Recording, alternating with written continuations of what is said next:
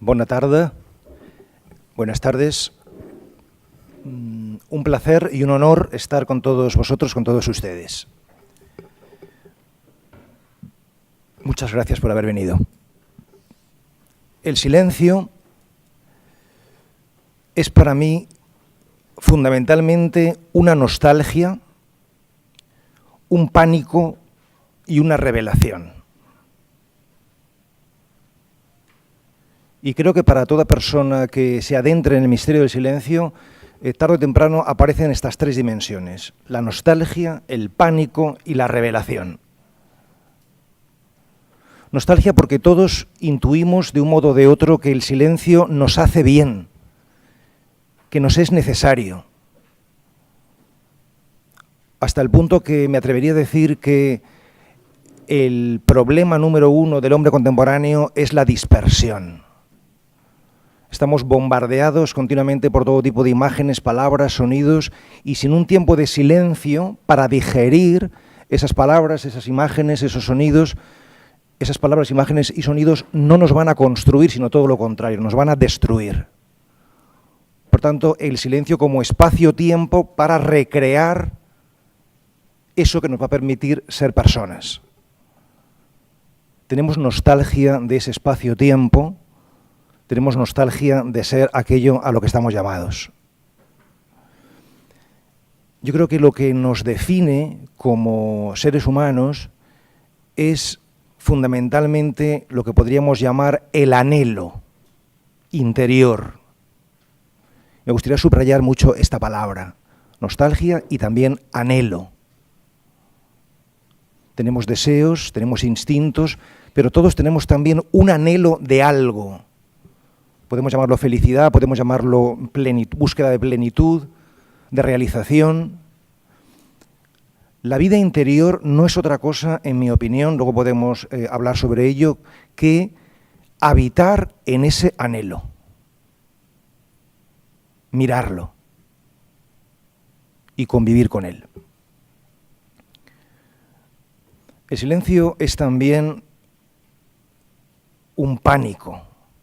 Porque lo primero que se suscita cuando nosotros hacemos silencio, y os estoy hablando de mi experiencia de meditación en silencio y en quietud, lo primero que se nos despierta es la inquietud y las ganas de acabar con ese silencio y acabar con esa quietud, escaparnos. En cuanto estamos en silencio y en quietud, a los pocos minutos no soportamos ese silencio y esa quietud.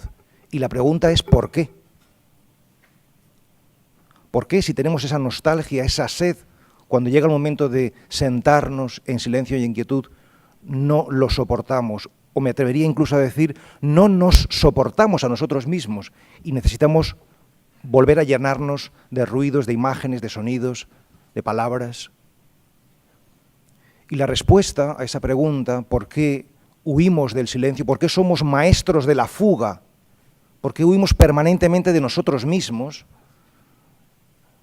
Es porque en ese silencio emergen nuestras sombras. Igual que antes subrayaba la palabra anhelo, me gustaría subrayar ahora la palabra sombra.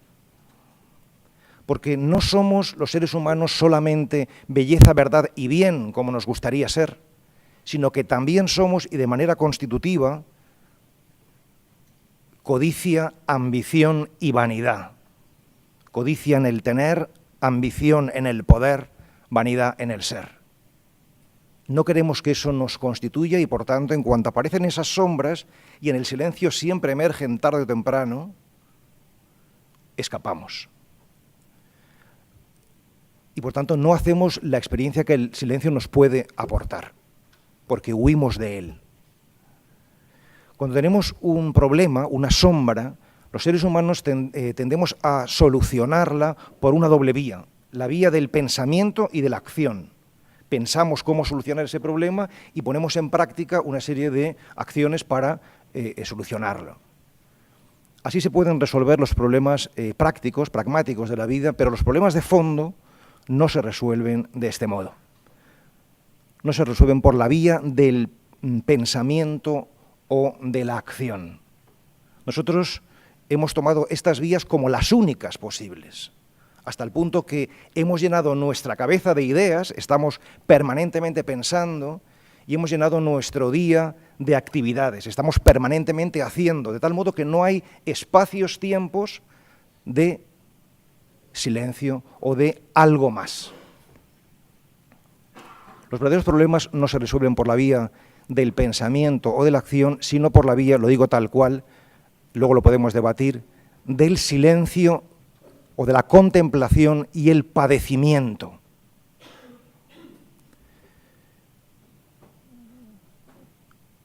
Ante los problemas, ante las sombras, no hay que huir, ni siquiera hay que vencerlos, luchar contra ellos como solemos hacer, cuando no huimos, luchar contra ellos hasta erradicarlos. No hay que erradicar las verdaderas sombras que nos acompañan, sino hay que atravesarlas.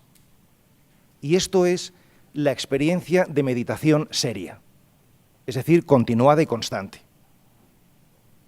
Atravesar una sombra no es lo mismo que eliminarla, porque la sombra permanece, pero cambia de signo.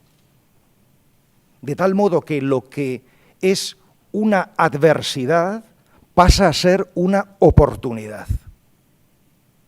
Ese problema se convierte en ocasión de crecimiento, sin dejar de tener un carácter problemático. ¿Qué significa atravesar un problema?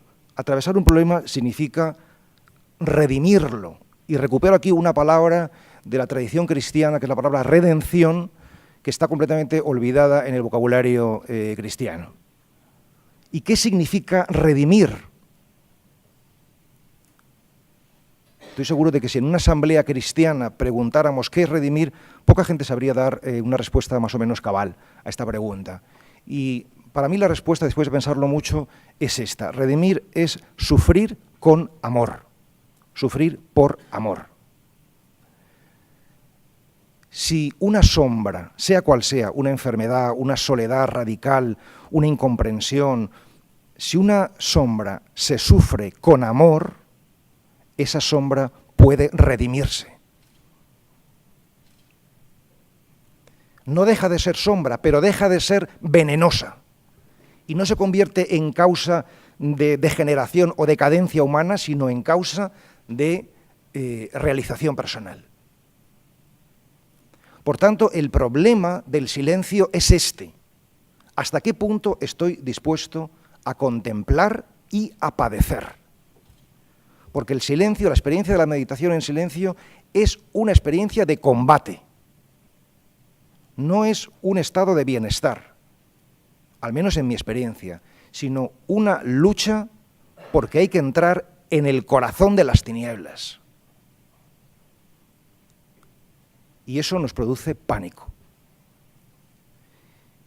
Y concluyo, para dar lugar al diálogo. Yo todo esto que estoy diciendo me lo creo de verdad, me lo creo profundamente. Os estoy hablando de cosas que para mí son importantes y en las que me juego mi identidad. No solamente dentro de nosotros hay sombras, sino que dentro de nosotros también hay lo que podríamos llamar, siempre en lenguaje metafórico, un jardín del Edén. El Maestro Jesús de Nazaret dijo: el reino de Dios está dentro de vosotros. Podemos hablar del reino de Dios, podemos hablar del jardín del Edén, podemos hablar de un paraíso de luz. El anhelo es esa nostalgia de luz. Y si nosotros estamos aquí escuchando hablar sobre el silencio, es porque queremos dar forma, queremos dar cuerpo, queremos que ese anhelo no sea informe, sino que nos conforme, nos dé una identidad, ¿no? Nosotros, si añoramos el silencio, si hacemos la experiencia de la meditación, es porque algo de esa luz hemos entrevisto.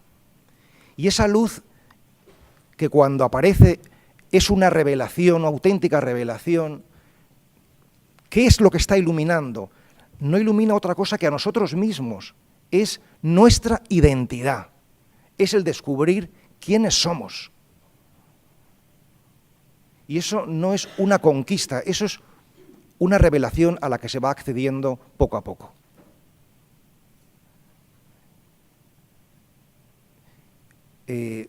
Aquí entramos en territorio comanche, porque claro, ¿quién puede hablar de la luz? Todo el mundo habla de las sombras, ¿no? Y de hecho, por ejemplo, mi gran desafío como escritor, como novelista, es escribir sobre la luz, porque no hay escritores sobre la luz, todos los escritores son de la oscuridad, ¿no? ¿Cómo escribir de la luz sin ser cursi? Sería una buena pregunta, ¿no? Bien, os puedo hablar de los frutos de esa experiencia de revelación, y son fundamentalmente dos: la paz interior y la alegría. Cuando tú te encuentras contigo mismo, te entran ganas de reír y lloras de alegría. Dice, así que esto soy yo. Y eso es maravilloso. ¿Y en qué consiste esa identidad que uno descubre y que da tanta paz y da tanta alegría? Pues fundamentalmente, y esto es la experiencia mística por excelencia, a lo mejor la palabra mística nos da miedo, pero está ahí, la experiencia de la unidad, de que tú no eres sin el otro, tú no eres sin el cosmos, sin la naturaleza, tú no eres sin Dios. Es la experiencia de que tú eres mucho más grande y mucho más amplio de lo que habías creído, habías pensado. Muchas gracias por escucharme. Bien.